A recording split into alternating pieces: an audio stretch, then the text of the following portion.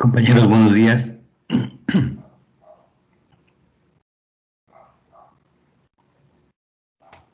Buenos días. Buenos días, compañerita. De favor, vayan y den su asistencia en la plataforma, por favor. Recordemos que cada clase tenemos que pasar lista en la plataforma. Entonces háganlo si son tan amables. Nos vamos a esperar un minutito más en lo que se unen los demás compañeros.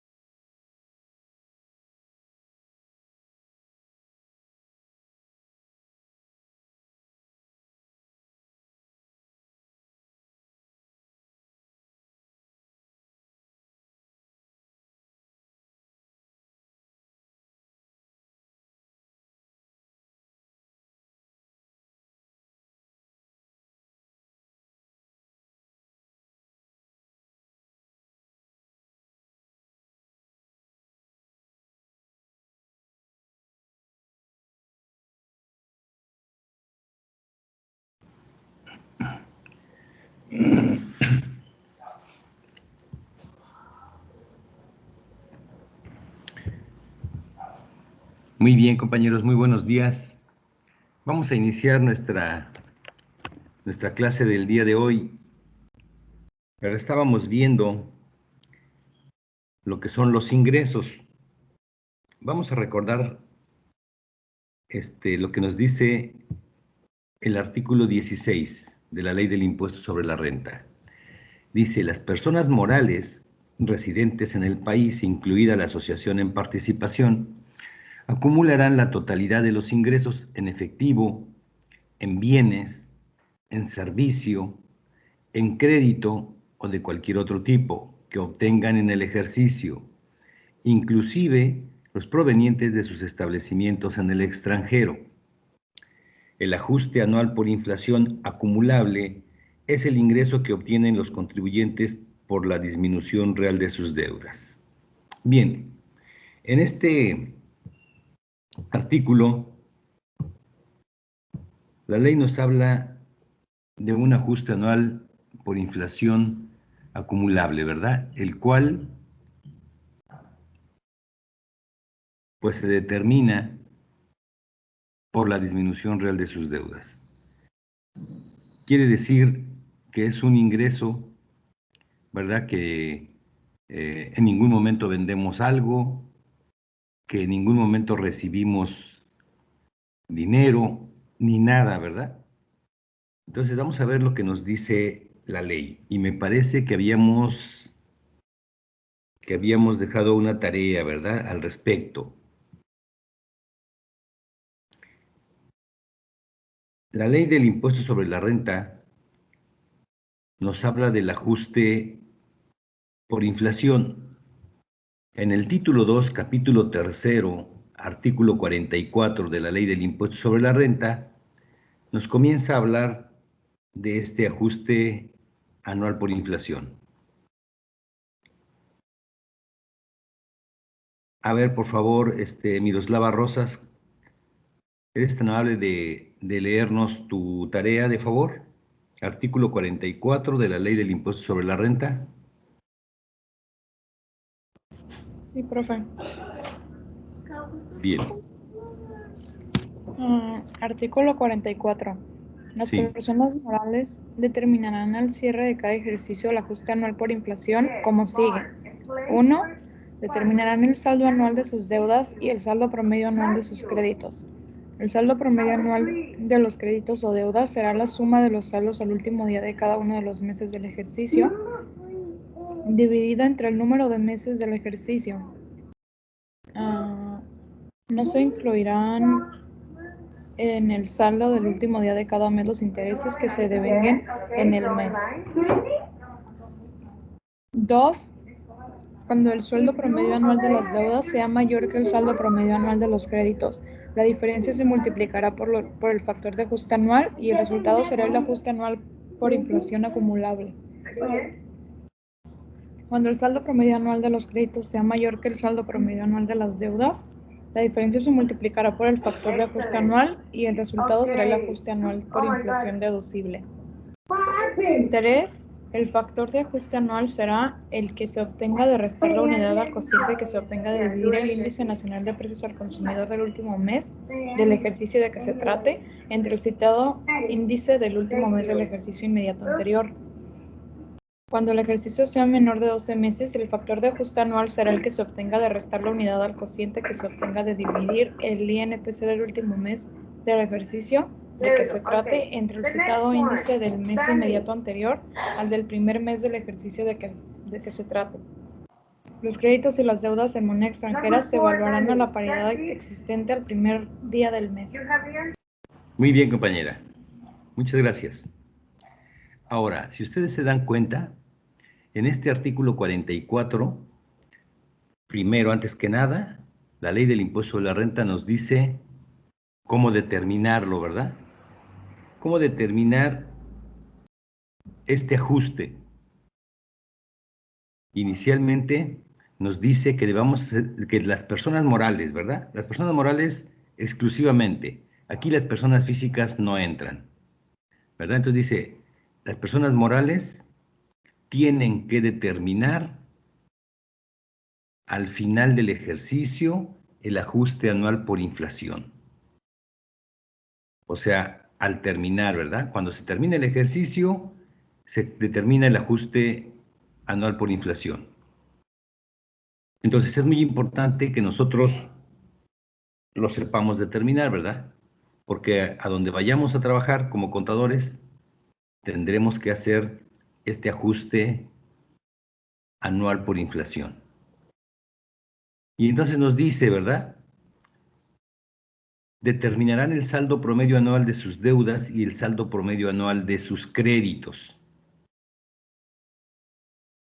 El saldo promedio anual de los créditos o deudas será la suma de los saldos al último día de cada uno de los meses del ejercicio, dividida entre el número de meses del ejercicio. ¿Verdad? Muy importante. El total del saldo del último día, del último mes de cada mes del ejercicio, será dividida entre el número de meses. No se incluirán en el saldo del último día de cada mes los intereses que se devenguen en el mes. O sea, los intereses no entran. Bien, ¿alguno de ustedes tiene idea de dónde vamos a sacar los saldos de cada uno de los meses del ejercicio?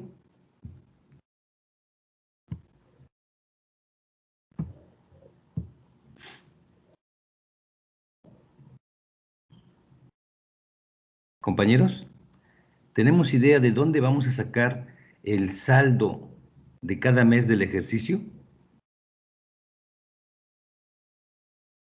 No, profe. Yo no, profe. Bien, en la parte contable, en el sistema contable, hay un documento que se emite cada mes. Cada vez que termina un mes, cada día último de cada mes, el sistema contable emite un documento que se llama balanza de comprobación. En esa balanza de comprobación, ¿verdad? Es como si fuera un resumen del mes. Por ejemplo, vienen todas las cuentas de la contabilidad, caja y bancos, o caja y aparte bancos, clientes, inventarios. Cada uno de las cuentas viene en ese documento. Les voy a mostrar uno para que tengan idea. Voy a compartirles mi pantalla para que ustedes tengan idea de dónde sale, ¿verdad? De dónde sale o ese documento, cómo es.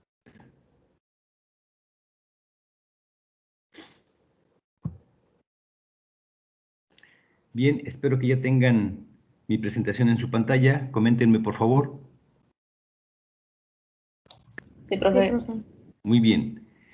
Este documento que están viendo, si ustedes se dan cuenta, en la parte izquierda dice Compact y ese documento es emitido por el Compact. La empresa se llama Impulsora Turística de Vallarta S.A. y es una balanza de comprobación, ¿verdad? Está muy viejita porque pues obviamente es para uso didáctico, ¿verdad? Para que no también, si de pura casualidad alguien de ustedes conoce a alguien que trabaja ahí o alguien no vaya a decir que estamos mostrando la información financiera de la actual de la empresa. Entonces, trae la fecha y trae el número de cuenta, el nombre de la cuenta, saldos iniciales, deudor y acreedor del mes, ¿verdad? Lo que son los saldos finales del mes anterior, cargos y abonos del mes, en este caso noviembre, y saldos actuales, ¿verdad? Deudor y acreedor del mes. Esta es una balanza de comprobación del mes de noviembre. Y aquí vienen el resumen de todas las operaciones y vienen cada una de las operaciones que se realizaron, aquí aparecen, ¿verdad? En este caso, si ustedes se dan cuenta, las que están marcadas con negrita, pues son las cuentas de mayor. Caja tiene un saldo de 10,000 pesos. Vamos a ver más abajo. Bancos, ¿verdad? Que si se dan cuenta, bancos también está marcada con negrita. Y así cada una de las cuentas, inversiones en valores, también tiene su clientes moneda nacional, ¿verdad? También tiene es la cuenta de mayor. Y así sucesivamente, ¿verdad? Todas las cuentas aquí vienen, en este resumen que se llama balanza de comprobación. Aquí viene otra cuenta de mayor que se llama clientes moneda extranjera, ¿verdad? Y viene el resumen de todos los clientes. Bien, entonces, cada mes nosotros tomamos de ahí los saldos. Por eso la ley del impuesto sobre la renta nos dice el saldo promedio anual en la fracción primera, ¿verdad? El artículo 44, fracción primera. El saldo promedio anual de los créditos y de las deudas será la suma de los saldos al último día de cada uno de los meses del ejercicio, que obviamente vamos a tomar de esa balanza. De cada uno de los meses de la balanza de comprobación, vamos a tomar el saldo y lo vamos a determinar en un papel de trabajo. Ahorita les voy a mostrar más o menos un papel de trabajo para que ustedes se den cuenta cómo se hace. Dividida entre el número de meses del ejercicio. O sea, cada una de las cuentas, cada uno de los créditos o deudas se van acumulando mes con mes, mes con mes, mes con mes. Y el total de la suma, ¿verdad? Lo dividen entre 12. Aquí dice dividida entre el número de meses. Por eso se considera que es el saldo promedio anual, ¿verdad? Se divide entre 12, no se incluyen los saldos del último día de los intereses, ¿verdad? De cada mes. Se pueden incluir los del mes anterior, los del mes que se está determinando, no. Bien, hasta aquí no tienen problemas, ¿está comprendido hasta la fracción primera del artículo 44?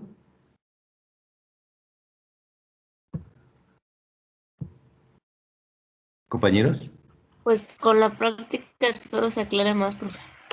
con la práctica, ¿verdad? Muy bien. Vamos a continuar, ¿verdad? Con con el artículo 44. La fracción segunda me dice, cuando el saldo promedio anual de las deudas sea mayor que el saldo promedio anual de los créditos, la diferencia se multiplicará por el factor de ajuste anual. El resultado será el ajuste anual por inflación acumulable. Ok, ustedes ya saben, o ya hicimos ejercicios del ajuste anual, del factor de ajuste anual. Entonces, aquí yo siento que no tenemos tanto problema. Lo que resulte del saldo promedio anual de créditos y deudas que determinamos en la fracción primera, ¿verdad? La suma de todos los meses dividida entre el número de meses, ese es el saldo promedio anual de deudas y de créditos. Ahora, cuando el saldo promedio anual de las deudas sea mayor que el saldo promedio anual de los créditos, la diferencia la multiplicamos por el factor de ajuste anual y el resultado es el ajuste anual por inflación acumulable. O sea, cuando tus deudas sea mayor que tus créditos. Ahora, cuando el saldo promedio anual de los créditos sea mayor que el saldo promedio anual de las deudas, la diferencia se multiplicará por el factor de ajuste anual y el resultado será ajuste anual por inflación deducible, ¿verdad? Entonces, no sé si se acuerdan, el artículo 16 nos dijo que el ajuste anual por inflación es el ingreso, decía, es el ingreso que obtienen los contribuyentes por la disminución real de tus deudas. Ya nos estamos dando cuenta que no, ¿verdad? Porque dice que en la fracción segunda, cuando el saldo promedio anual de las deudas sea mayor que los créditos, la diferencia se multiplicará por el factor de ajuste anual y el resultado será ajuste anual por inflación acumulable, ¿verdad? Entonces el ingreso se da porque mis deudas son mayores que los créditos. O sea, mis pasivos son más grandes que mis activos y por esa razón tengo ingreso. La otra fórmula dice que cuando mis créditos, o sea, cuando mis activos son mayores que mis pasivos, la diferencia se multiplicará por el factor de ajuste anual y el resultado será el ajuste anual por inflación deducible, ¿verdad? De todos modos, ahorita vamos a hacer un ejercicio para que ustedes se den cuenta cómo se determina, ¿verdad? Ahora, número 3, fracción tercera. El factor de ajuste anual será el que se obtenga de restar la unidad al cociente que se obtenga de dividir el índice nacional de precios al consumidor del último mes del ejercicio de que se trate entre el citado índice del último mes del ejercicio inmediato anterior. ¿Verdad? Aquí para el factor de ajuste anual ya sabemos, ¿verdad? E inclusive en los ejercicios que hicimos de un mes o de varios meses. Entonces aquí nos dice la ley que el índice nacional de precios al consumidor será, en este caso, del último mes del ejercicio por el cual vamos a determinar el ajuste. Vamos a suponer que ya terminó el ejercicio 2020 y que vamos a determinar el ajuste anual por inflación de 2020. Entonces utilizaríamos el índice nacional de precios al consumidor del último mes del ejercicio de que se trate, o sea, diciembre, ¿verdad? Diciembre de 2020 entre el último mes del ejercicio inmediato anterior, entre diciembre 2019. ¿Verdad? De todos modos lo vamos a checar más al rato.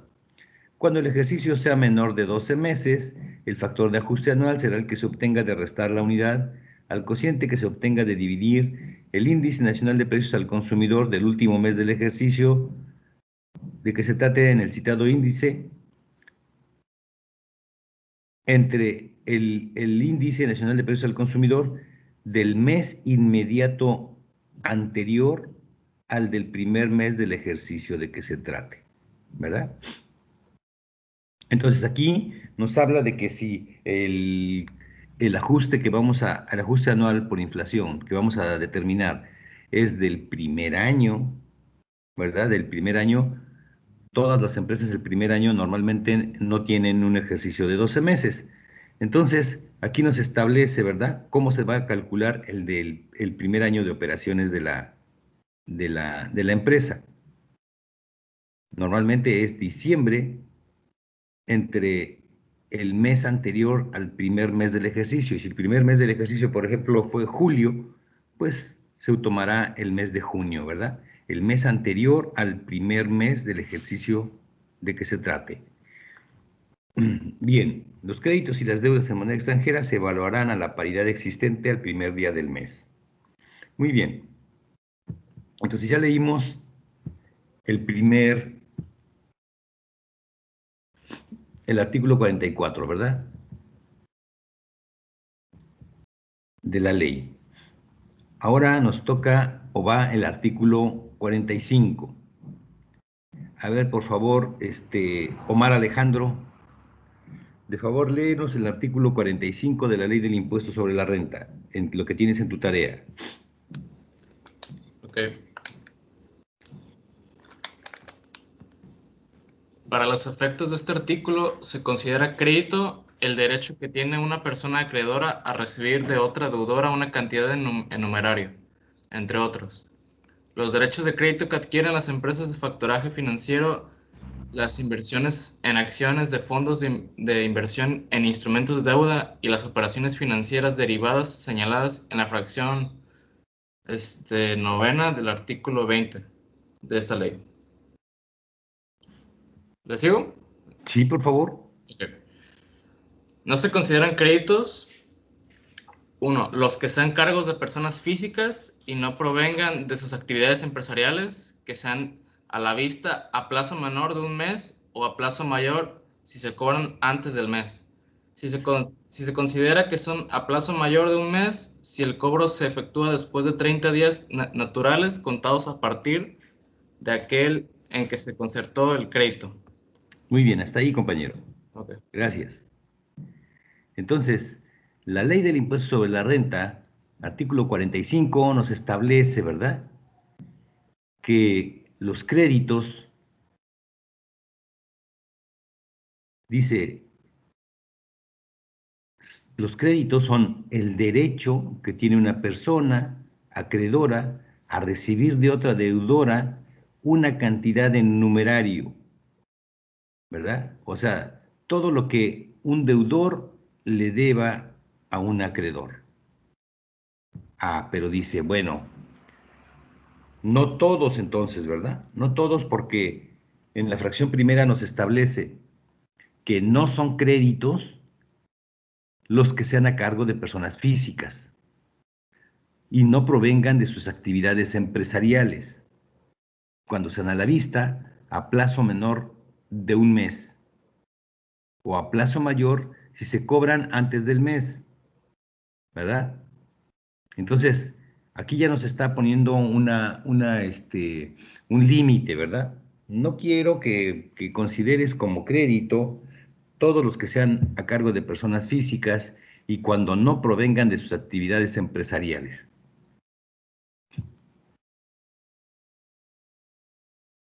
Bien. A ver, por favor, Ángel Antonius, la fracción segunda, si eres tan amable, compañero. Sí, profe. Los que sean a cargo de socios o accionistas, asociantes o asociados en la asociación en participación, que sean personas físicas o sociedades residentes en el extranjero, salvo que en este último caso estén denominadas en moneda extranjera y provengan de la exportación de bienes o servicios.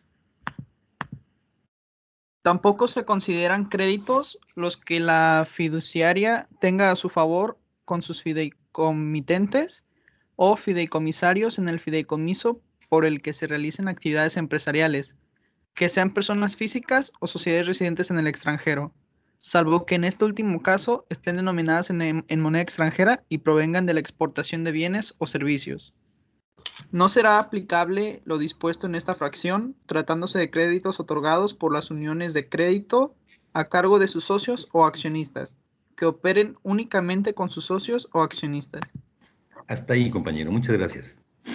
Bien, entonces tampoco, ¿verdad? Tampoco van a ser créditos los que sean a cargo de socios accionistas, asociantes, asociados, ¿verdad? En la asociación en participación, que sean personas físicas o sociedades residentes en el extranjero, ¿verdad? Entonces, no son todas, ¿verdad? No son todas, no son todos los, eh, no son todos los derechos que tiene una persona, ¿verdad? Acreedora de recibir de otra deudora. ¿Por qué? Porque nos está poniendo límites, ¿verdad? Ok, por favor, Alejandro Chilinsky, la fracción tercera, si eres tan amable. Ok, maestro. Los que sean a cargo de funcionarios y empleados, así como los préstamos efectuados a terceros, a que se refiere la fracción 7 del artículo 27 de esta ley. Bien, gracias. Entonces, si es persona física, ¿verdad? Si es socios o accionistas, o eres funcionarios y empleados, ya no, ¿verdad? No es crédito. Tampoco en la fracción cuarta nos dice los pagos provisionales de impuestos, así como los estímulos fiscales, tampoco es crédito, ¿verdad? A ver, ¿quién más nos puede ayudar? Nairobi. Nairobi, por favor, la fracción quinta, si eres tan amable.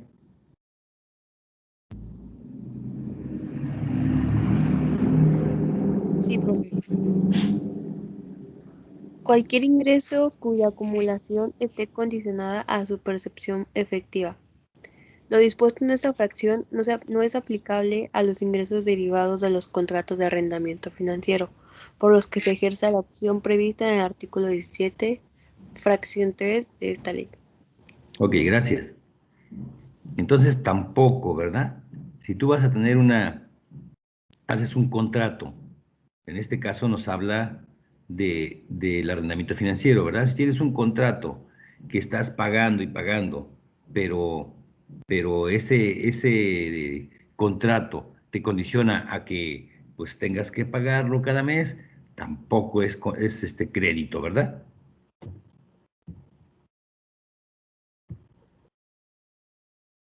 A ver, Alex Cruz, por favor, la fracción sexta. Sí. Las acciones, los certificados de participación no amortizables y los certificados de depósito de bienes y en general los títulos de crédito que representen la propiedad de bienes, las aportaciones a una asociación en participación, así como otros títulos de valor cuyos rendimientos no se consideren interés en los términos del artículo 8 de esta ley. Ok, entonces ya nos estamos dando cuenta que pues muchas de las cuentas que nosotros tenemos en la contabilidad, pues la ley me dice que no son créditos, ¿verdad? Que obviamente para efectos de la ley no los considera como créditos.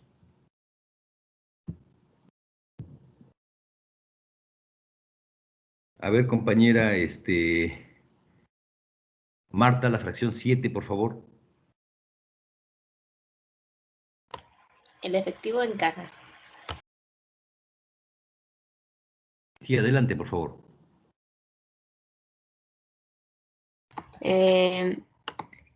¿Es desde el efectivo en caja hasta para dicho ajuste? ¿Mandé? O sea, desde el efectivo en caja hasta dónde. El siguiente párrafo. Eh,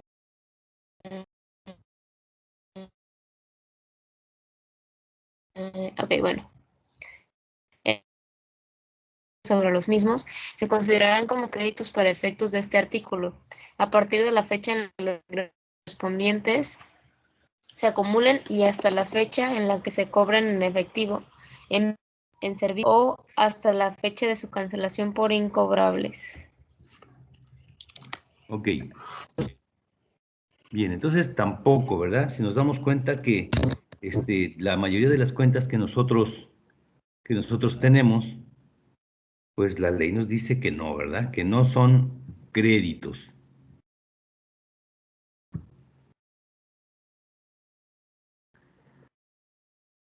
Bien, Luis Francisco, el siguiente párrafo, si eres tan amable. Sí, para los efectos de este artículo, los saldos a favor por contribuciones únicamente se considerarán créditos a partir del día siguiente a aquel en el que se presente la declaración correspondiente y hasta la fecha en la que se compensen, se acrediten o se reciba su devolución. Bien, muchas gracias. Entonces, pues bueno, ¿verdad? Si ustedes ya se dieron cuenta, en el artículo 45, lo que la ley nos dice, ¿verdad? Respecto de los créditos. O sea, ella dice que es todo derecho que tiene un acreedor de recibir de un deudor. Todo, ¿verdad? Ah, pero me dice, bueno, no son créditos o no se consideran créditos todos estos, ¿verdad? Maestro, Ni por las personas. ejemplo, un Mande. ejemplo que me pueda dar de créditos que están a cargo de personas físicas y no provengan de sus actividades empresariales. Puede ser como un préstamo a alguna persona, como algún trabajador. No, los préstamos no son créditos. O sea, según la ley, habla de que no seas persona física, primero.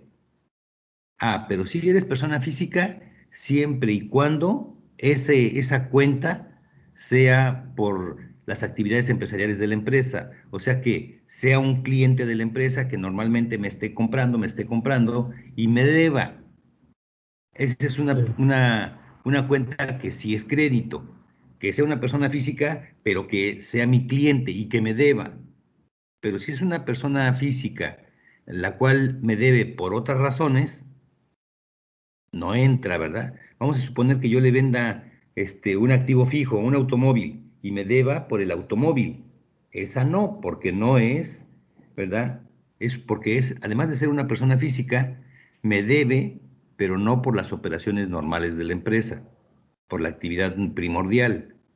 Me debe por otra cosa, y por esa razón la ley no lo considera como crédito. Ah, ok. Sí, entendí, maestro. Ok, muy bien. Bien, ahora Jordi Alain, por favor, el artículo 46, si eres tan amable. Sí, profe. Eh, para los efectos del artículo 44 de esta ley, se considerará deuda cualquier obligación enumerario pendiente de cumplimiento, entre otras, las derivadas de contratos de arrendamiento financiero, de operaciones financieras derivadas a que se refiere la fracción 9 del artículo 20 de la misma, las aportaciones para futuros aumentos de capital y las contribuciones causadas desde el último día del periodo al que correspondan y hasta el día en el que deban pagarse. El siguiente, por favor. También son deudas los pasivos y las reservas del activo, pasivo o capital, que sean o hayan sido deducibles. Para estos efectos, se considera que las reservas se crean o incrementan mensualmente y la proporción que representan los ingresos del mes del total de ingresos en el ejercicio. Ok, gracias. Fíjense, en el artículo 45 la ley nos dice todo lo que no es crédito, ¿verdad? Primero dice que todo, pero después dice, pero no todo, ¿verdad? Una parte nada más. Pero en el artículo 46 nos dice, ¿verdad?, que se considera deuda cualquier obligación en numerario pendiente de cumplimiento. Todas, ¿verdad? Todas las deudas que tenga la empresa. Y obviamente, si en los créditos no son créditos los contratos de arrendamiento financiero, aquí sí, ¿verdad? En deudas, sí son deudas los contratos de arrendamiento financiero. Las aportaciones para futuros aumentos de capital y las contribuciones causadas desde el último día del periodo al que correspondan y hasta el día en que se paguen. ¿Se acuerdan que también leímos que decía que los saldos a favor de impuestos no eran hasta que se presente la declaración, ¿verdad? Aquí no. Aquí las contribuciones determinadas o causadas desde el último día del periodo al que correspondan, ¿verdad? Esas sí son deudas. A ver, compañera Miroslava, por favor, el siguiente párrafo del artículo 46, el tercero. En ningún caso se considerarán deudas las originadas por partidas no deducibles en los términos de las fracciones 1, 8 y 9 del artículo 28 de esta ley, así como el monto de las deudas que excedan el límite a que se refiere el primer párrafo de la fracción 27 y el monto de las deudas de las cuales deriven intereses no deducibles de la conformidad con la fracción 32 del mismo artículo, según sean aplicables durante el ejercicio. Sin embargo, en el caso de la fracción 32 del artículo 28 de esta ley, cuando el monto de los intereses no deducibles sea deducido en un ejercicio posterior de conformidad con dicha fracción, el monto de la deuda de la cual deriven dichos intereses sí se considerará para el cálculo señalado en el artículo 44 de esta ley en dicho ejercicio. Bien, gracias.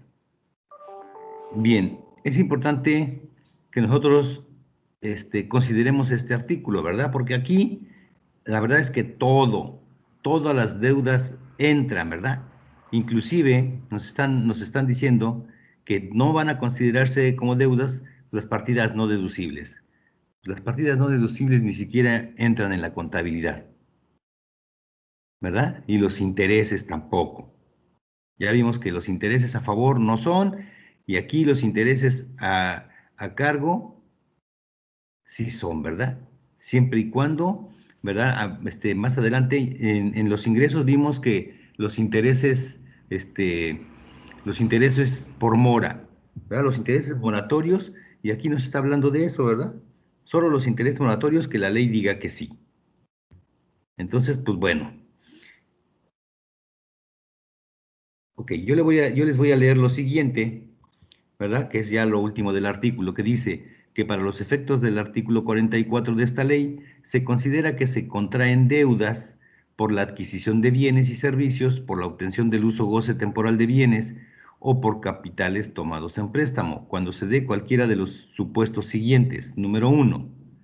Tratándose de la adquisición de bienes o servicios, así como la obtención del uso o goce temporal de bienes, cuando se dé alguno de los supuestos previstos en el artículo 17 de esta ley y el precio o la contraprestación se pague con posterioridad a la fecha de que ocurra el supuesto de que se trate. Y 2. Tratándose de capitales tomados en préstamo cuando se reciba parcial o totalmente el capital. En el caso de la cancelación de una operación de la cual deriva una deuda, se cancelará la parte del ajuste anual por inflación que le corresponda a dicha deuda, en los términos que establezca el reglamento de esta ley, siempre que se trate de deudas que se hubiesen considerado para dicho ajuste. Bien, nos damos cuenta que lo que la ley quiere, ¿verdad?, es que nosotros consideremos solo algunos créditos, ¿verdad? Y las deudas, todas las deudas, ¿verdad? Inclusive los pasivos y reservas de activo, pasivo o de capital, ¿verdad? Recordemos que las reservas ni siquiera es una entrega de dinero ni un gasto que se realice y que en un momento determinado signifique un desembolso. Entonces, pues bueno, para determinar el ajuste anual por inflación, ¿verdad? Normalmente nosotros tenemos que remitirnos a la ley. Ustedes ahorita ya saben en dónde dice, ¿verdad? En dónde dice cómo se determina el ajuste anual por inflación, que es crédito y que es deuda. Entonces, en un momento determinado, si ustedes vayan a determinar el ajuste y tengan duda sobre si entra dentro de los créditos o deudas, pues ya tienen el sustento legal, ¿verdad? En dónde buscar si es crédito o no es crédito. Bien, vamos a hacer un ejercicio, ¿verdad? Para que ustedes se den cuenta cómo se determina. Voy a compartirles mi pantalla para que lo veamos.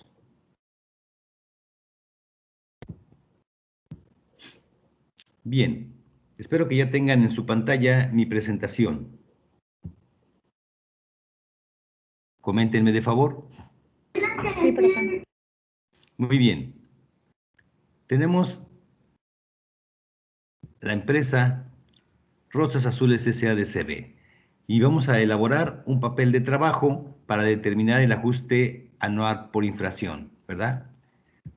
En este caso vamos a determinar los créditos. Cada mes, les decía yo, se emite una balanza de comprobación. La documentación que se utiliza para elaborar este ejercicio son las balanzas de comprobación de cada uno de los meses del ejercicio. Por eso dice la ley que se debe determinar al final del ejercicio, ¿verdad?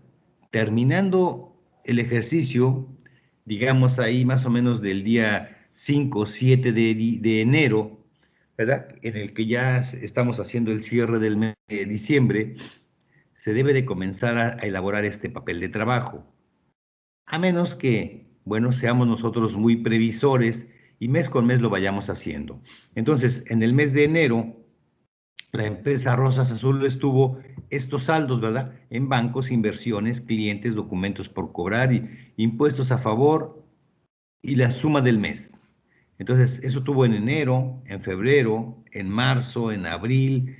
Nosotros juntamos cada una de las balanzas de comprobación y hacemos un papel de trabajo, ¿verdad? La anotamos, a todo de enero a diciembre.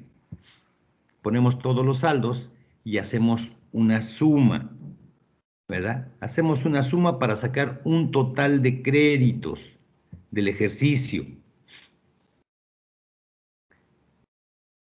Entonces nosotros vamos a determinar ahorita lo que nos dice el artículo 44, ¿verdad? Que dice el saldo promedio anual de los créditos, ¿verdad? Es la suma de los saldos al día último de cada mes, de cada uno de los meses del ejercicio. Yo aquí es lo que hice, ¿verdad? De cada uno de los meses del ejercicio, puse el saldo al último día del mes y los acumulé. Y entonces voy a sacar el saldo promedio anual de los créditos. Ya tengo la suma total de los saldos al final del ejercicio.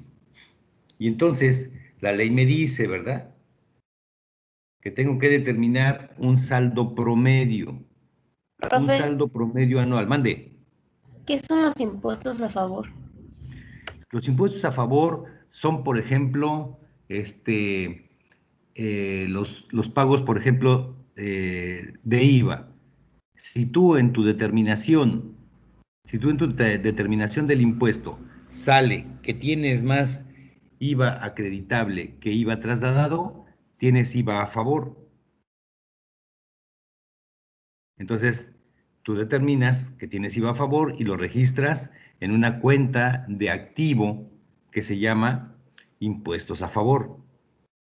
O si del ejercicio anterior resulta que hiciste pérdida en el ejercicio, los impuestos, el ISR que pagaste te da un saldo a favor, ¿verdad? Y entonces ese lo registras para que lo puedas utilizar en meses o en ejercicios posteriores.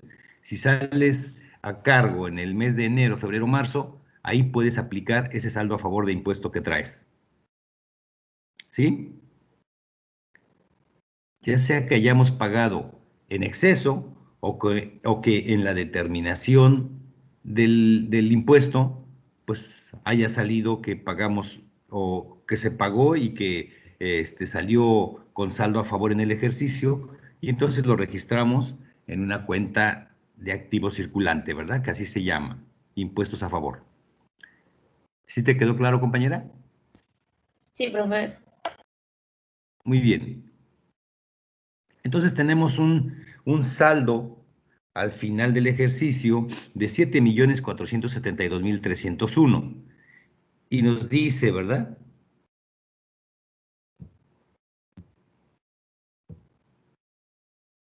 El saldo promedio, el promedio se obtiene de sumar los saldos al último día del mes por todos los meses del ejercicio entre el número de meses del ejercicio.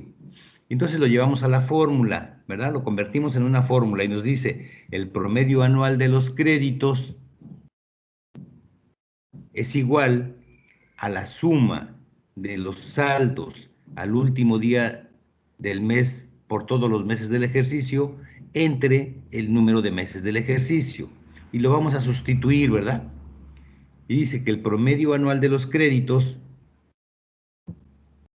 va a ser igual a 7.472.301, que es la suma de todos los saldos de todos los meses del ejercicio entre los meses del ejercicio.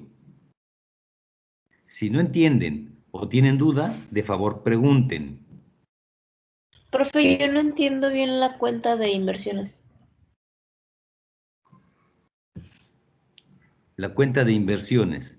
Bueno, las inversiones temporales es lo que nosotros invertimos en instituciones de crédito. Vamos a suponer que tengo, no sé, en el banco tengo 100,000 pesos. Y yo digo, bueno, mi presupuesto es que yo me gaste 50,000. Los otros 50,000, pues los voy a tener ahí ociosos, ¿verdad? ¿Qué hago? Voy al banco y realizo una inversión. Invierto en CETES, por decir. Es una inversión temporal a un mes, o a 2 meses, o a 3. Normalmente creo que es a 3 meses, ¿verdad? Entonces, pues invierto, ¿verdad? Invierto en una institución de crédito, hago una inversión, y entonces sucede que meto ese dinero al banco y ahí está en inversión generándome intereses. Pero recuerden que los intereses pues no entran, ¿verdad? No entran al cálculo. Las inversiones sí, pero los intereses no. ¿Alguna otra cuenta que les quede medio, o que no hayan entendido bien el concepto, o que tengan duda? ¿No? ¿Todo bien? Entonces, Bancos, clientes. ¿Mande? aunque los clientes no nos hayan pagado, sí se cuenta como un activo. Compañerita, la cuenta de clientes son personas físicas o morales que no nos han pagado. Son cuentas por cobrar, los clientes. Entonces va a aparecer clientes mientras nos deban. Acuérdense que los créditos para la ley son todos aquellos derechos de cobro, todos los derechos a recibir de un acreedor por un deudor. Entonces los clientes son deudores que nos deben a nosotros por operaciones normales de la empresa. La cuenta de clientes es una cuenta de cuentas por cobrar. Todo lo que sea por cobrar, ¿verdad? Se supone, ¿verdad? Que es clientes, siempre y cuando sean por operaciones normales de la empresa. Los documentos por cobrar, que son aquellas operaciones también por operación de la empresa, pero que por estas operaciones se firmaron documentos, ya sea pagarés, letras de cambio, cheques, etcétera, ¿verdad?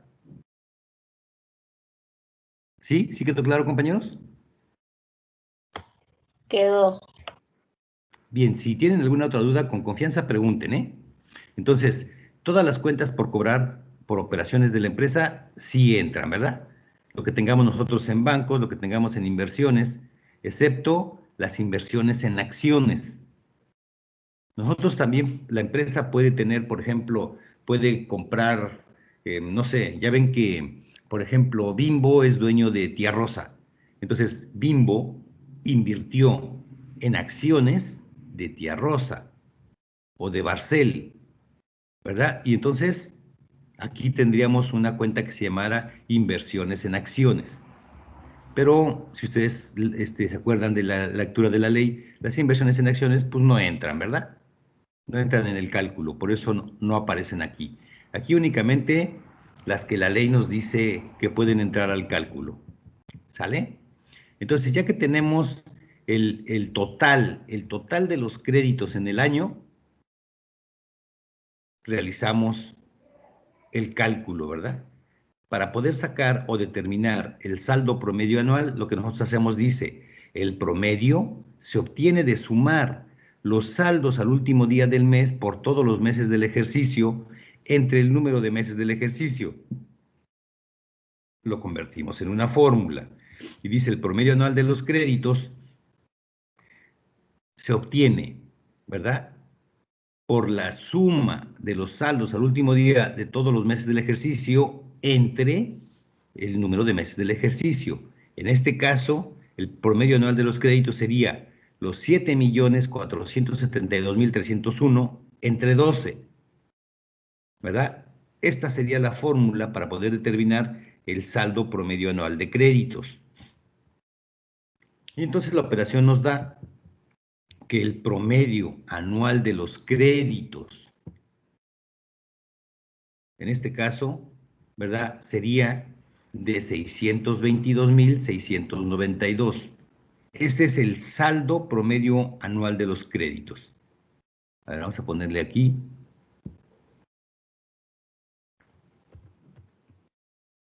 Saldo. Saldo promedio anual de los créditos sería 622.692. ¿Sí se entendió, compañeros? Sí, maestro. ¿O quieren que lo volvamos a repetir? ¿Puedo repetirlo? Ah, claro, compañera, por supuesto. Fíjense, muy importante. Todas las empresas emiten su balanza de comprobación. Les voy a mostrar la que vimos anteriormente, ¿verdad?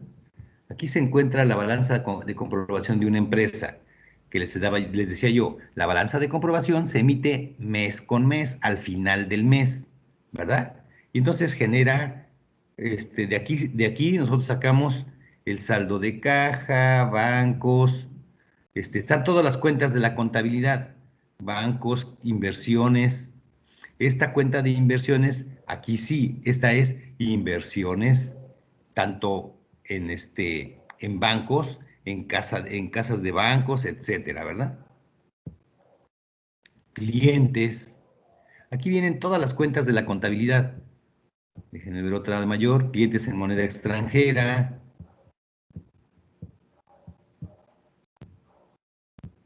Déjenme ver otra cuenta de mayor.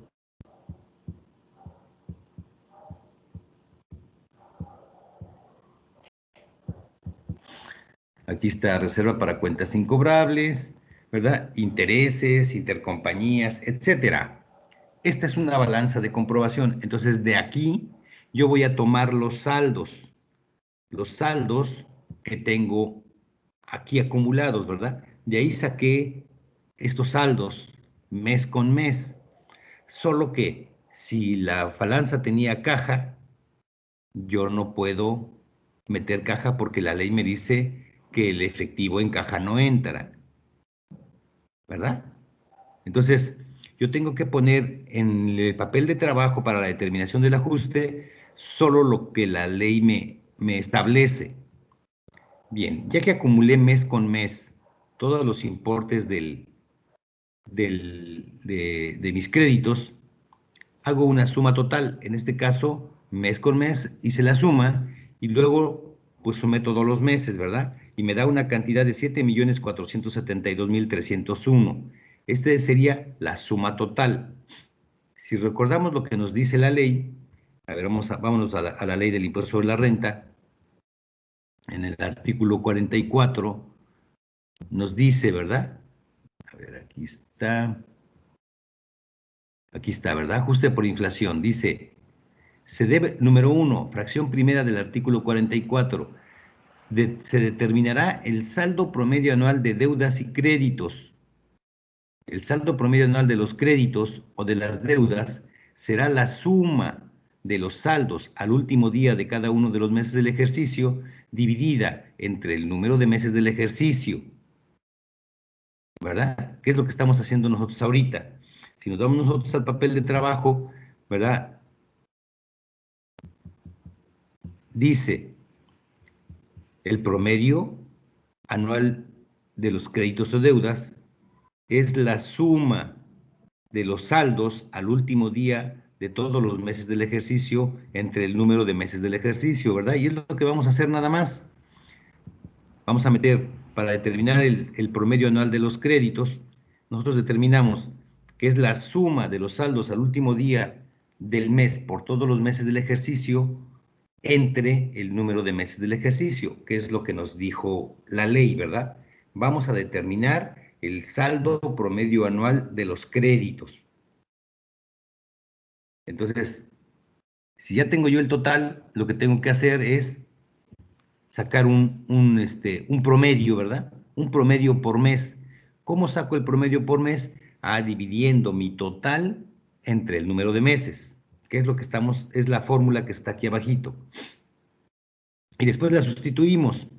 El promedio anual, aquí vamos a ponerle saldo, ¿verdad? Para que lo hagamos igual a la ley. El saldo promedio anual de los créditos es la suma del total de todos los saldos de los meses entre 12. Y entonces, si nosotros ya vimos que el total es 7.472.301, es ese entre 12 para sacar el saldo promedio anual. Y entonces sacamos, ¿verdad? Saldo promedio anual de los créditos va a ser 622.692, que es lo que sale de dividir 7.472.301 entre 12.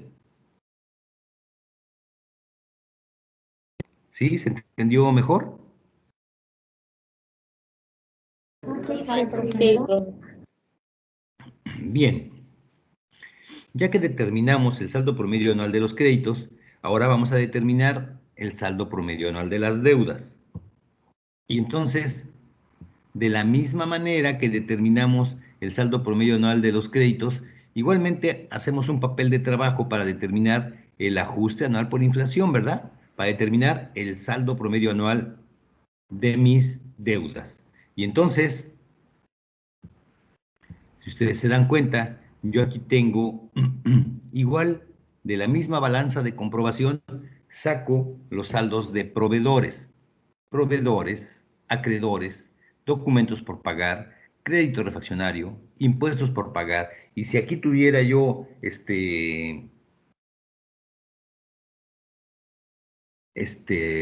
arrendamiento financiero, aquí sí entra el arrendamiento financiero. En los créditos no, ¿verdad? La ley me dice que en los créditos no entran los arrendamientos financieros. Pero si es una deuda, entonces sí. Y entonces yo acumulo mes con mes todos los saldos de mis pasivos. Los voy acumulando mes con mes y saco una suma de enero, febrero, marzo, abril, hasta diciembre, ¿verdad? Tengo ya un total. Y entonces, igualmente, la ley me dice, ¿verdad? Vámonos a la ley que nos dice, ¿verdad?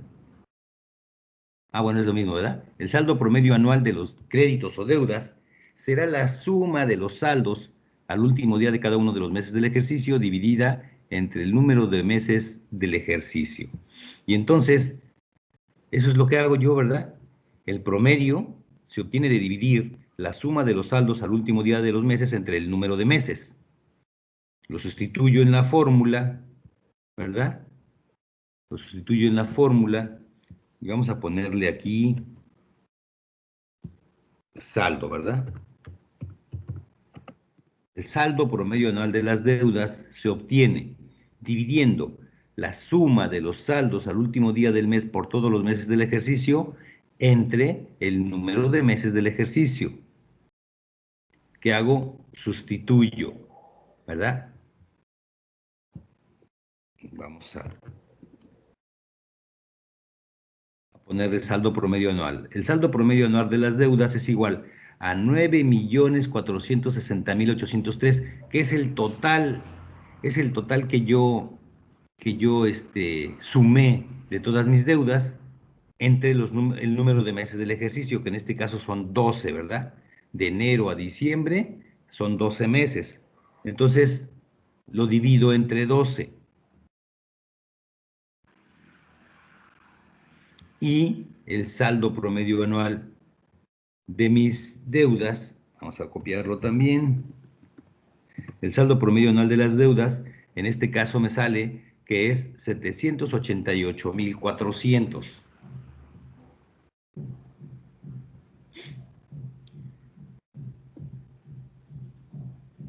¿Hasta aquí más o menos se entendió, compañeros?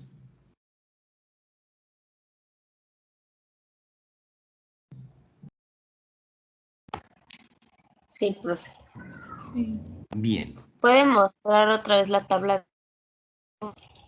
La de las deudas. Ok, aquí está las de las deudas. Esta sería la tabla.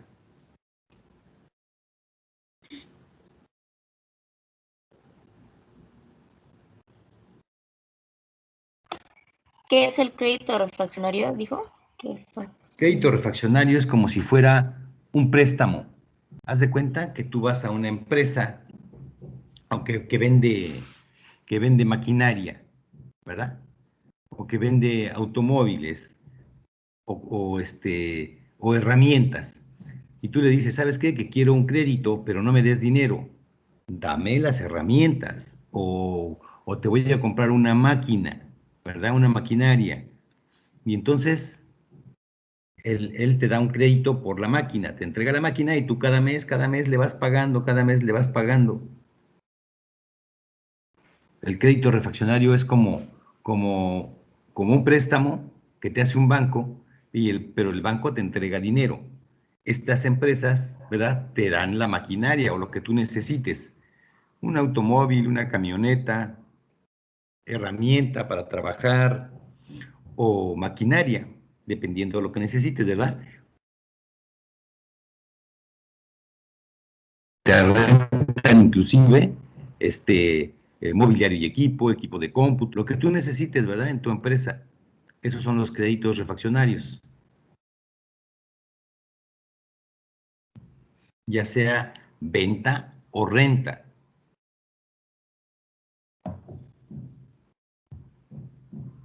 Bien, ¿alguna otra? Impuestos por pagar, pues es lo que debemos de impuestos, ¿verdad? Documentos por pagar es una deuda por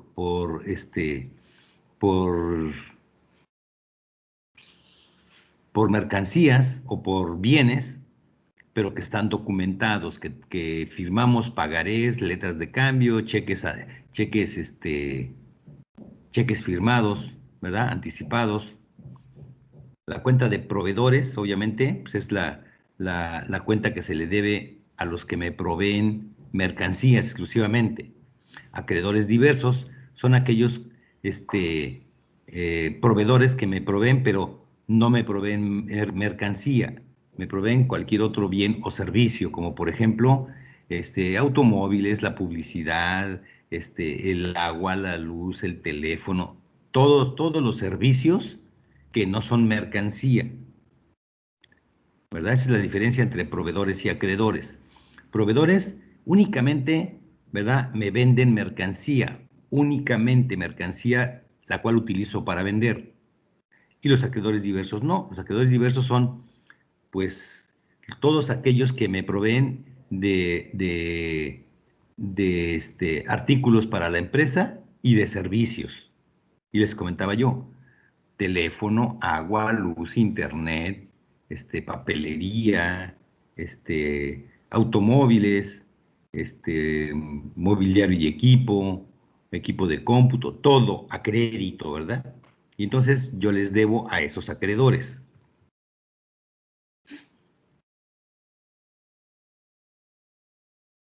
Bien, y entonces ya tengo mi total de deudas. Ahora lo que vamos a hacer es determinarlo, ¿verdad? El saldo promedio anual de las deudas la determino, ¿verdad? Con la suma de dividiendo la suma de los saldos al último día de los meses del ejercicio entre el número de meses. Y determino mi saldo promedio anual de deudas. Los 9.460.803 entre 12, ¿verdad? Que es el número de meses. Y me da mi saldo promedio anual de deudas.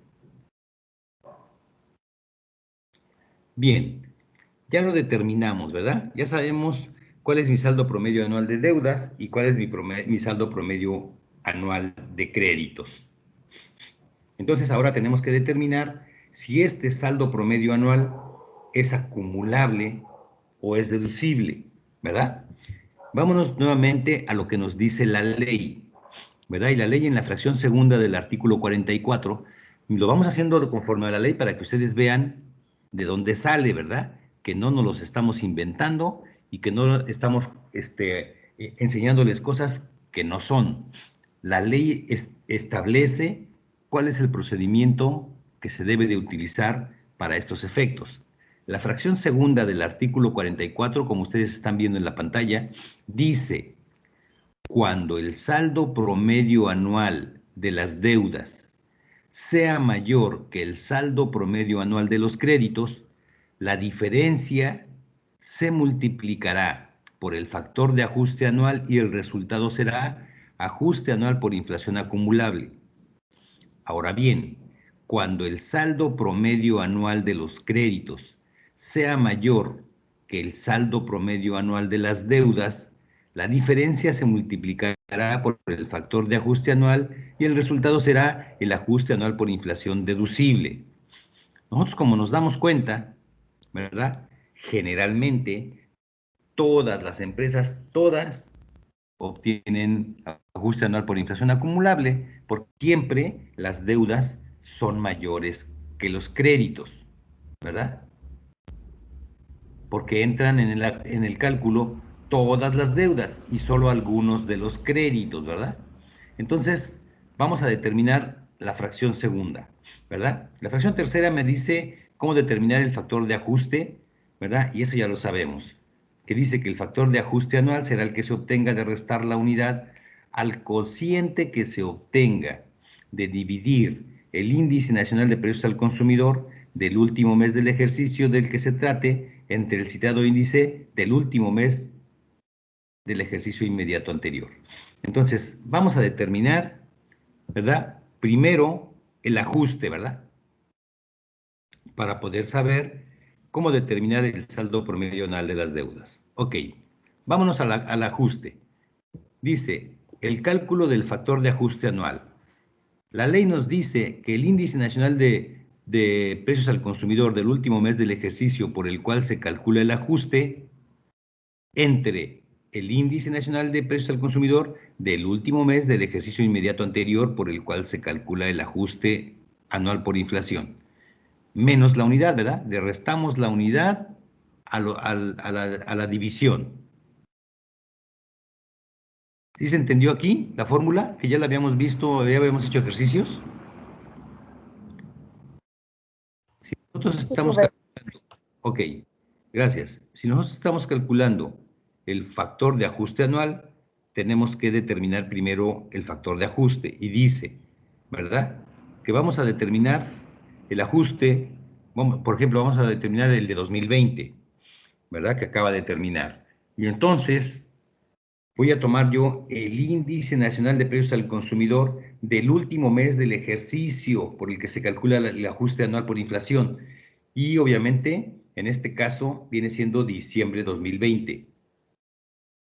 Entre el índice nacional de precios al consumidor del ejercicio inmediato anterior, del último mes del ejercicio inmediato anterior por el que se calcula el ajuste, que en este caso vendría siendo el índice nacional de precios al consumidor del mes de diciembre de 2019, menos la unidad, ¿verdad? Sustituimos y decimos, bien, nos vamos a las tablas, ¿verdad? A un archivo que yo ya le subí a la plataforma y que lo deben de tener. Nos vamos a los índices de varios ejercicios y aquí me dice que el índice de diciembre es 109,271. Entonces sustituyo, ¿verdad? En el cálculo, 109,271. 109.271, ¿verdad? Aquí está el índice nacional de precios al consumidor de diciembre de 2020 entre el índice nacional de precios al consumidor de diciembre de 2019. Entonces nos vamos otra vez a la tabla y me dice aquí,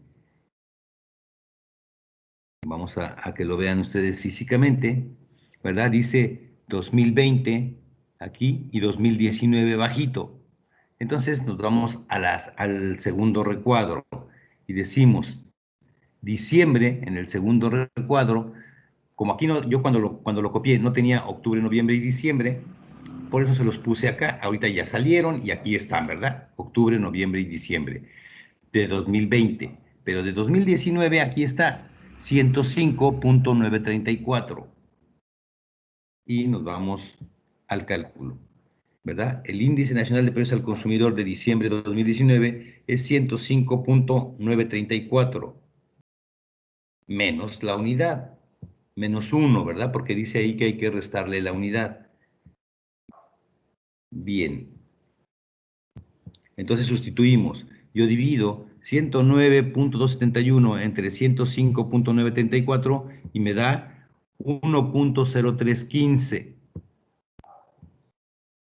1.0315 menos 1. Menos 1, ¿verdad? Yo a 1.0315 le quito la unidad, le quito el 1 y me va a dar 0.0315. ¿Hasta aquí todo va bien, compañeros? ¿O quieren que lo volvamos? ¿Mandé? Lo de el último mes de la... O sea, el mes que se está refiriendo siempre va a ser entonces diciembre. Sí, sí. Vamos a referirnos otra vez a la ley. Fíjate, me dice, en la fracción tercera, el factor de ajuste anual será el que se obtenga de restar la unidad al cociente que se obtenga de dividir el índice nacional de precios al consumidor del último mes del ejercicio. Aquí vamos a ponerle de qué se trate. Aquí está. Vamos a ponerlo con amarillito, ¿verdad? Ahí está. La ley me dice que siempre, siempre va a ser el último mes del ejercicio de que se trate, ¿verdad? O sea, siempre va a ser diciembre, el último mes del ejercicio que se está calculando, entre el citado índice del último mes del ejercicio inmediato anterior.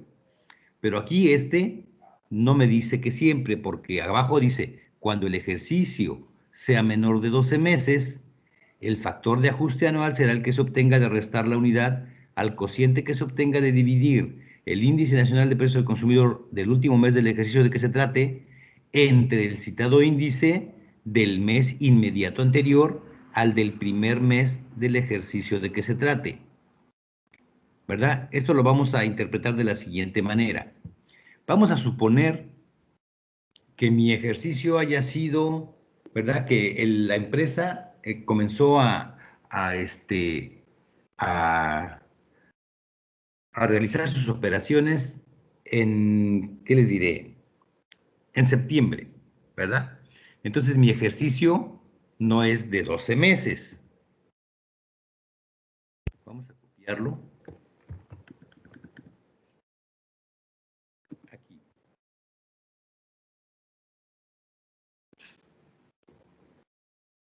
En el que sigue para que no se vea tan cerca.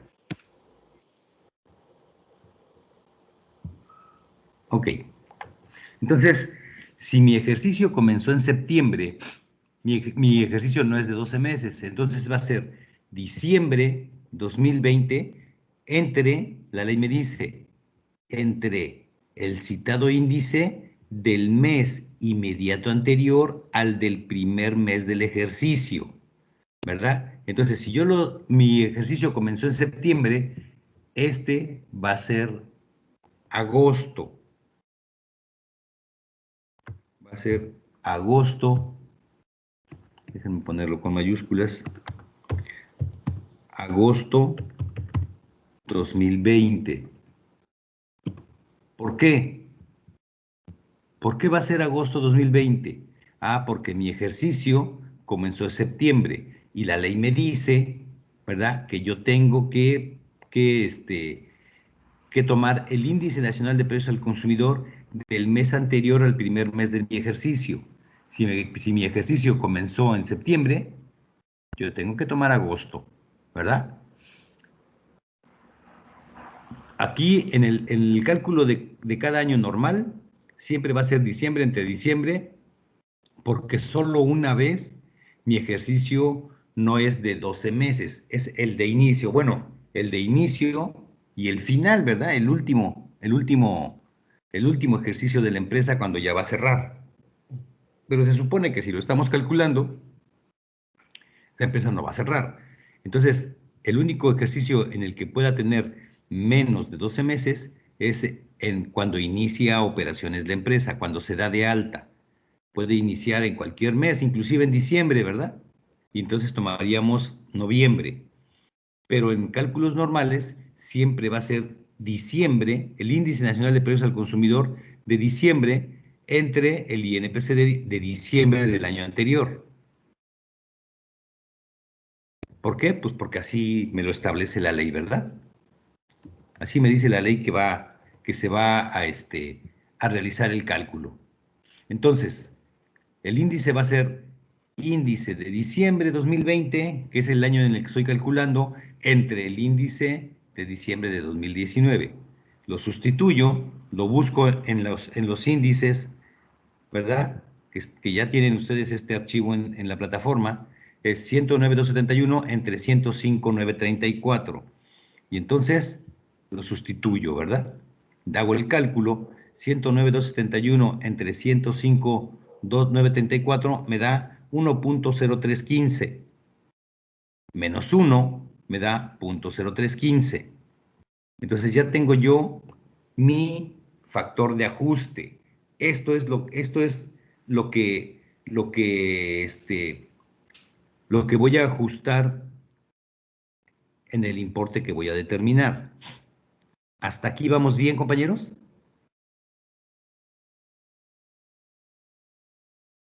Coméntenme de favor. Sí, maestro. Sí, profe. Bien. Ok. Ya determinamos el ajuste. Ahora lo que vamos a hacer, vamos a determinar el cálculo del ajuste anual por inflación, ¿verdad? Entonces, ya tengo yo mi promedio anual de créditos y mi promedio anual de deudas. Aquí vamos a ponerle saldo promedio anual de mis créditos y el saldo promedio anual de mis deudas. La ley me habla del saldo promedio anual de créditos y de deudas. El saldo promedio anual de mis créditos resultó que fueron 622.692. Vamos a checarlo, ¿verdad? Mis créditos, 622.692 en el cálculo, ¿verdad? Sí es el correcto. Y mis deudas, 788.400. El saldo promedio anual de deudas, 788.400, ¿verdad? Sí es correcto. Entonces, ya tengo yo mi saldo promedio anual de deudas y mi saldo promedio anual de créditos. Vamos a ver qué nos dice la ley para determinar este efecto, ¿verdad? En la fracción segunda me dice, cuando el saldo promedio anual de las deudas sea mayor que el saldo promedio anual de los créditos, la diferencia se multiplicará por el factor de ajuste anual y el resultado será ajuste anual por inflación acumulable. Cuando el saldo promedio anual de los créditos sea mayor que el saldo promedio anual de las deudas, la diferencia se multiplicará por el factor de ajuste anual y el resultado será el ajuste anual por inflación deducible. Entonces nosotros vamos a hacer esta operación ahorita, ¿verdad? Lo que nos dice la fracción segunda del artículo 44. Y entonces aquí nos estamos dando cuenta que mi saldo promedio anual de las deudas es mayor que el saldo promedio anual de los créditos.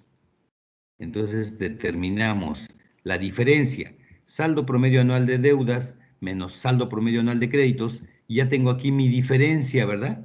La diferencia se multiplica por el factor de ajuste anual, que en este caso me salió, acá arriba lo checamos, ¿verdad? Ahí está, 0.0315, y entonces nosotros lo ponemos, ¿verdad? Por el factor de ajuste anual, 0.0315, multiplico la diferencia por el factor de ajuste anual y me da ajuste anual por inflación acumulable.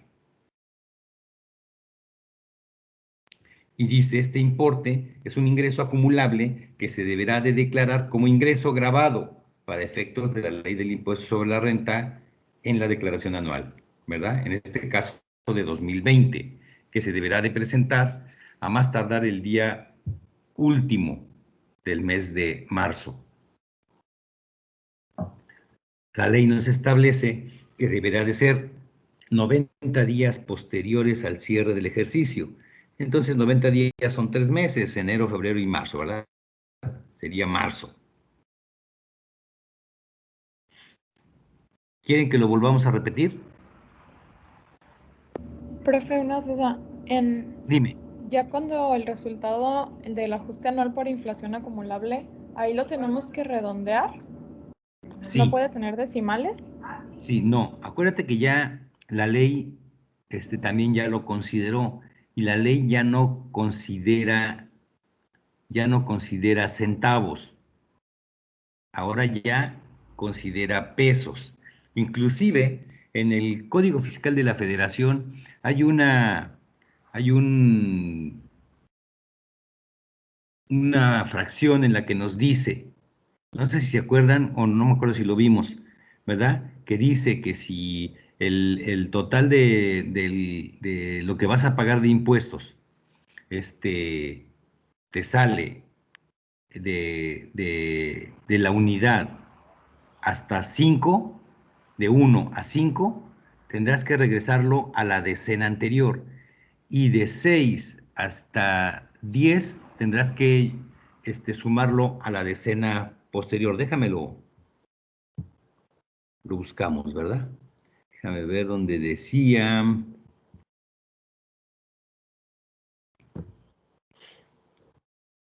Me parece.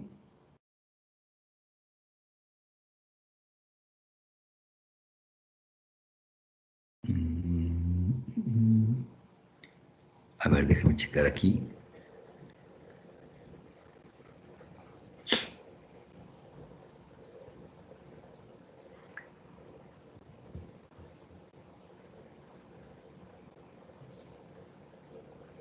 No, aquí no es.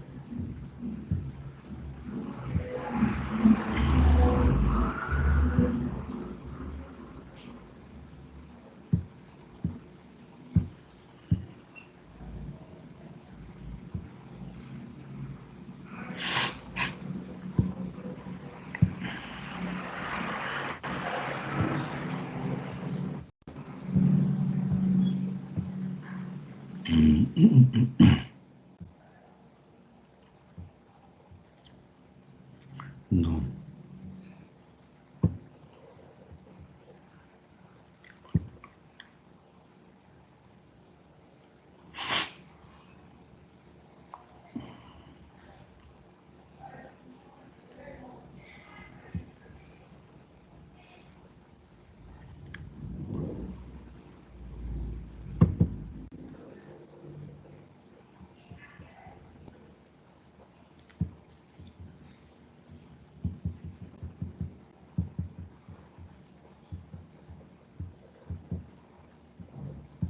Déjeme checar rapidísimo si lo traigo.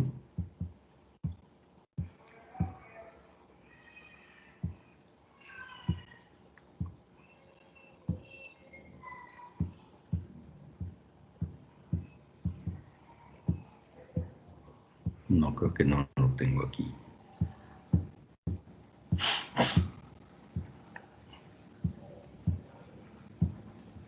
No lo tengo a la mano. Pero bueno, aquí lo importante de esto es que nosotros veamos, ¿verdad? Que consideremos el que la ley ya no, la Secretaría de Hacienda ya no requiere que pongas los centavos, ¿verdad? Ya tienes que ajustarlo a pesos nada más. Ya no quieres centavos, entonces por esa razón tendrás que ajustarlo, ¿verdad? A que sean los pesos completos. ¿Sí me explico? Sí, profe. Es que a mí en ese me había dado 5,219.80 y Ajá.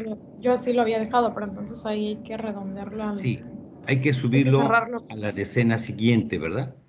Para la siguiente clase, lo vamos a poner en una diapositiva para que lo vean ustedes de dónde viene, ¿verdad? Entonces, bien, ya vimos cómo está el cálculo, ¿verdad? Cómo se determina el ajuste anual por inflación acumulable o deducible, ¿verdad? Entonces, en la plataforma, el día de hoy, en el transcurso del día, les voy a poner un ejercicio, ¿verdad? Y ustedes tendrán que determinar si ese ejercicio, ¿verdad?, resulta ajuste anual por inflación acumulable o ajuste anual por inflación deducible. ¿Sale? Todo lo que hagan en el ejercicio viene en la ley, artículo 44, 45 y 46. Si tienen alguna duda, pueden consultar esos 3 artículos de la ley del impuesto sobre la renta, ¿verdad? Y ahí lo van a poder resolver. Ahí viene todo, ¿verdad? El procedimiento, cómo se hace, cómo se determina, absolutamente todo. ¿Sale? Entonces, ¿de tarea es un ejercicio? De tarea va a ser un ejercicio de ajuste anual por inflación, ya sea acumulable o deducible. ¿Lo va a subir a plataforma, profe? ¿Mandé? ¿Lo va a subir a plataforma? Sí, lo voy a subir en la plataforma el día de hoy, en el transcurso del día, Dale. ¿verdad? Para entregar el día lunes. Ok, profe. Sí, muy Muy bien, bien. profe. Ok, mande. No, nada, que está bien. Bien, pues entonces, compañeros, agradezco su presencia, ¿verdad? Y su paciencia, y nos estamos viendo aquí la siguiente clase. Dale, profe. Entonces, Gracias, nos profe. vemos, que estén muy Sí. bien. Chequen la Igualmente. plataforma para que puedan Gracias. hacer su tarea. Muchas gracias, nos vemos. Síganse cuidando, por favor. Hasta luego. Hasta luego.